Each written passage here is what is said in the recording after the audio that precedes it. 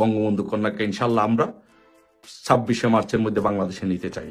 আজকের রাজনীতিতে একটি নতুন খবর এবং গরম খবর হচ্ছে, যে আপডেট হচ্ছে যে ইউনূস আউট হতে যাচ্ছেন। রাজনীতিতে স্পেসিফিক প্রেডিকশন করাটা বা রাজনীতির স্পেসিফিক কথা বলাটা ডিফিকাল্ট হয় এই কারণে যে রাজনৈতিক অবস্থার পরিবর্তন হয়, সময়ে সময়ে ক্ষণে ক্ষণে পরিবর্তন হয়। এর মধ্যে যে কতগুলো পূর্বের সিচুয়েশন ছিল, বহাল ছিল, তার মধ্যে নতুন একটি মাত্রা যোগ হয়েছে। যে পূর্বের বিষয়গুলো ছিল যে শেখ হাসিনার সরকার, শেখ হাসিনা বাংলাদেশে পুনর্বহাল হতে পারে, আওয়ামী লীগ সরকার পুনর্বহাল হতে পারে। এটা একটা খুব জোরালো একটা অপশন। তারপরে যদি এই অপশন কাজ না করে তারপরে নির্বাচন হতে পারে, অথবা ইউনূস হটা আন্দোলন হতে পারে। এই অপশনগুলো ছিল। ইউনূস যেহেতু এই ক্ষমতায় থাকতে চাচ্ছেন, তার ক্ষমতা দীর্ঘায়িত করতে চাচ্ছেন, নতুন রাজনৈতিক দল করে তাদের সাথে থাকতে চাচ্ছেন, তার ক্ষমতাকে দীর্ঘায়িত করতে চাচ্ছেন, সেজন্য সেনাবাহিনী এই দায়টা নিতে চাচ্ছে না। কারণ সেনাবাহিনী দিন শেষে মনে করে যে আওয়ামী লীগের বিরুদ্ধে গিয়ে বা আওয়ামী লীগ বিএনপি এই দুইটা রাজনৈতিক দলের বিরুদ্ধে গিয়ে টিকে থাকা সম্ভব নয়। টুডে অর টুমোরো তাদের যে, আপনি যদি প্রেসিডেন্ট দেখেন, যে তাদের পূর্ব যে আগের অতীত ইতিহাস যদি দেখেন, যে সেনাবাহিনীর অতীত ইতিহাস ভালো নয়। যারাই অকাম কুকাম করেছে তাদের সবাইকে কঠিন শাস্তির মুখোমুখি হতে হয়েছে। দেখেন আজকে মঈনুদ্দিন ফখরুদ্দিনের অবস্থা দেখেন, বা তাদের পূর্বে যারা ছিল তাদের অবস্থা দেখেন যে কি হয়েছে। তো সেই ইতিহাস থেকে শিক্ষা নিয়ে সেনাবাহিনী চায় না যে রাজনৈতিক দল, বিশেষ করে আওয়ামী লীগ বিএনপির মতো বড় রাজনৈতিক দলগুলোর সাথে তারা দ্বন্দ্বে জড়াতে চায় না, কারণ অবশ্যই তারা পানিশমেন্টের মুখোমুখি হবে। তো সেই জন্য যেটা করতে চাচ্ছে, যে ইউনূস চাচ্ছে ক্ষমতা থাকতে, সেনাবাহিনী চাচ্ছে নির্বাচন দিয়ে দিতে। এই দুই দ্বন্দ্বের মধ্যে গতকাল রাত্রে কিন্তু সেনাবাহিনী ক্যান্টনমেন্টের ভিতরে কিন্তু গুলির শব্দ শোনা গিয়েছে, গুলির আওয়াজ শোনা গিয়েছে। সেনাবাহিনীর ভিতরে প্রচন্ড পরিমাণে 2-3টা গ্রুপ সক্রিয়, তা যে কোনো মুহূর্তে সেই 75-এর মতো বিদ্রোহ পাল্টা বিদ্রোহ, অভ্যুত্থান পাল্টা অভ্যুত্থান, এগুলোর মতো সিচুয়েশন হতে পারে। সেই সিচুয়েশন এড়ানোর জন্য, দেশকে নির্বাচনমুখী করার জন্য সেনাবাহিনী, বিশেষ করে ওয়াকারুজ্জামান চাচ্ছেন যে নির্বাচন দিয়ে উনি বের হয়ে যেতেন। কিন্তু ইউনূস যেহেতু উনি চারিত্রিক বৈশিষ্ট্য হচ্ছে ফ্যাসিস্ট, যেহেতু উনি বাংলাদেশে জঙ্গিবাদকে উত্থান করতে চান, জঙ্গিবাদকে মদত দিতে চান, জঙ্গিবাদী স্টাইলে রাষ্ট্রটা চালাতে চান, সেই জন্য উনি চান যে উনি থাকতে, রাষ্ট্র ক্ষমতা দখল করে রাখতে। কিন্তু সেনাবাহিনী সেটা চাচ্ছে না, যার জন্য সেনাবাহিনীর সাথে ইউনূসের দ্বন্দ্বর আকারটা ডে বাই ডে প্রকট আকার ধারণ করছে। আপনারা দেখেন, আরেকটি বিষয় আপনাদের কাছে আমি উপস্থাপন করি, আপনাদের বিচারের ভার আপনাদের কাছে দেই। এই ইউনূস অপরাধ করেছে, ট্যাক্সের টাকা ফাঁকি দিয়েছে, তার আদালত ফেস করতে হয়েছে, সে আদালত ফেস করেছে। এক ছাত্রলীগের একজন কর্মী বা আমাদের অঙ্গ সংগঠনের একজন কর্মী কিন্তু তার গ্রামীণ সেন্টারে কিন্তু একটা ডিলও ছড়েনি। এটা হচ্ছে বাংলাদেশ আওয়ামী লীগ। বাংলাদেশ আওয়ামী লীগ আইনের শাসনে বিশ্বাস করে, বাংলাদেশ ছাত্রলীগ, বাংলাদেশ আওয়ামী লীগ আইনের শাসনকে শ্রদ্ধা করে।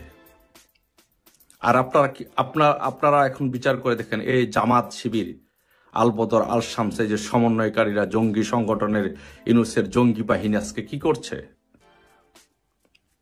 আজকে কেউ মুখ খুলে কথা বললেই তাকে গ্রেপ্তার করছে।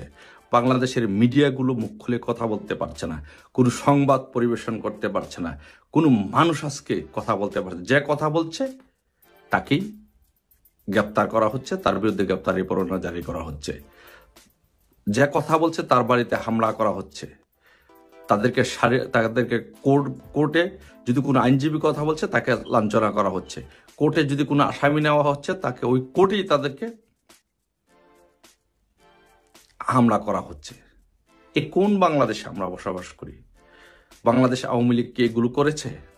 আপনারা শুধু একবার চিন্তা করে দেখেন যে বাংলাদেশ আওয়ামী লীগ যদি চাইতো তাহলে কি জামাতের নেতাদের বাড়িঘর কি ভেঙে চুরে দিতে পারত? বাংলাদেশ জামাতের নেতাকর্মীদের বাড়িঘর কি আগুন দিয়ে পুড়িয়ে দিতে পারত? অবশ্যই পারত। দিয়েছে।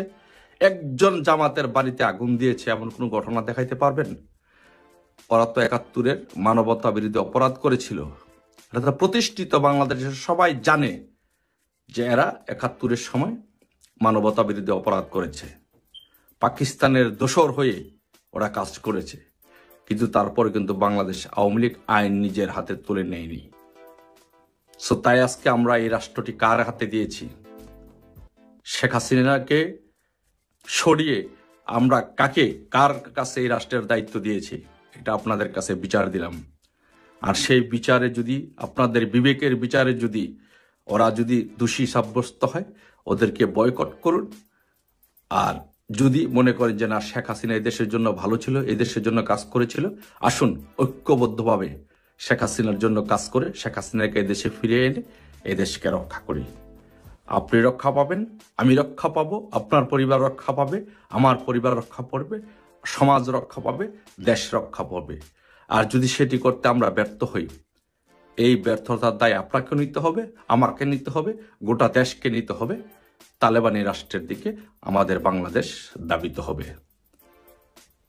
সবার শুভবুদ্ধির উদয় হোক, বাংলাদেশের জন্য সবাই কাজ করার মতো বিবেক জাগ্রত হোক। আজকে আমি আমার বাংলাদেশের তরুণ জনগোষ্ঠীর কাছে, বিশেষ করে ছাত্র জনতার কাছে আমি কিছু প্রশ্ন রাখতে চাই এবং আপনাদের বিবেকের উপরে আপনাদের কাছে বিচার দিতে চাই এবং আপনাদের বিবেকের কাছে কিছু প্রশ্ন জিজ্ঞাসা করতে চাই। যে সেই প্রশ্নটি হচ্ছে যে আপনারা যারা তরুণ তারা দেখেছেন যে বাংলাদেশ আওয়ামী লীগ 3বার ক্ষমতায় ছিল, তারপরে দ্বিতীয়বারে 6 মাসের উপরে ক্ষমতায় ছিল।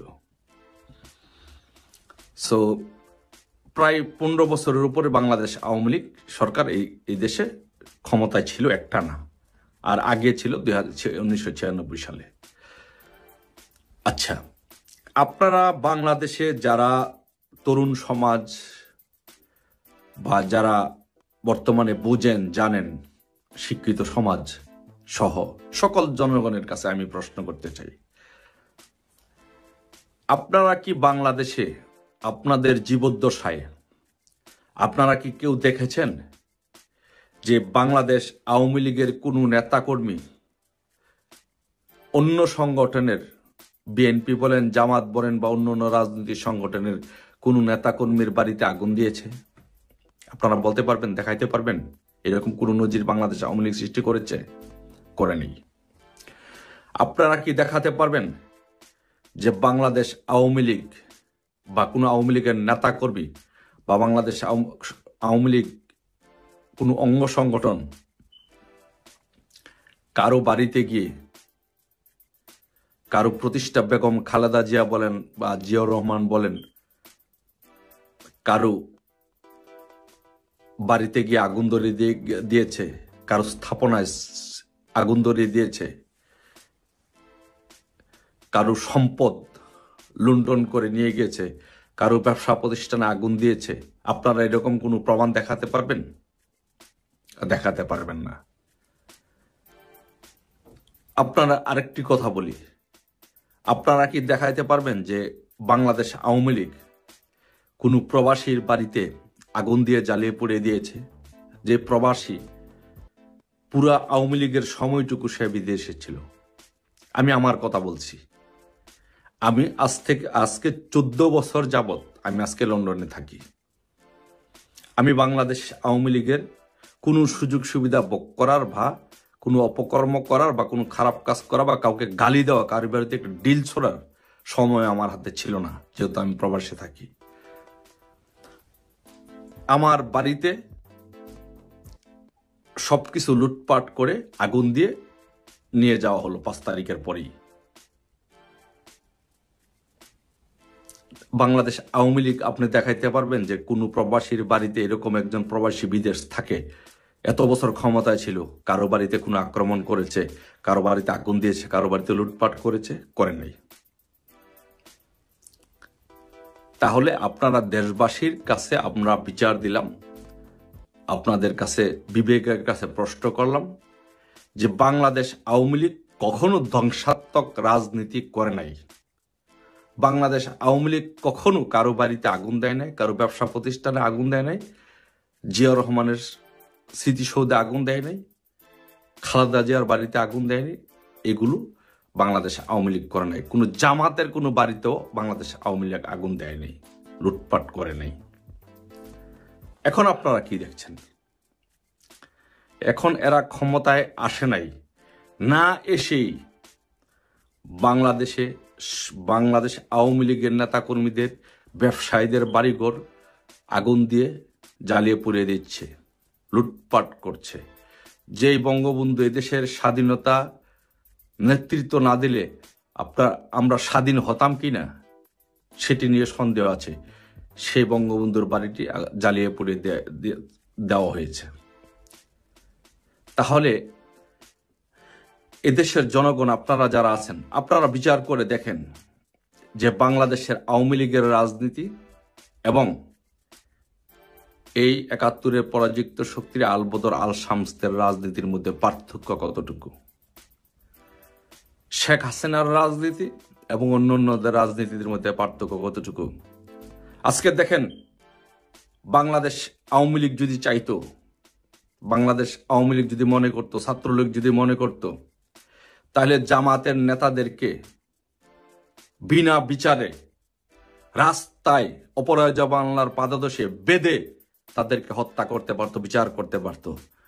যুদ্ধ অপরাধীদের প্রত্যেকটি বাড়িঘর আগুন দিয়ে জ্বালিয়ে পুড়িয়ে দিতে পারত। সেই সক্ষমতা, সেই ল্যান্ডস্লাইড ভিক্টরি নিয়ে কিন্তু ২০০৮ সালে বাংলাদেশ আওয়ামী লীগ ক্ষমতায় এসেছিল।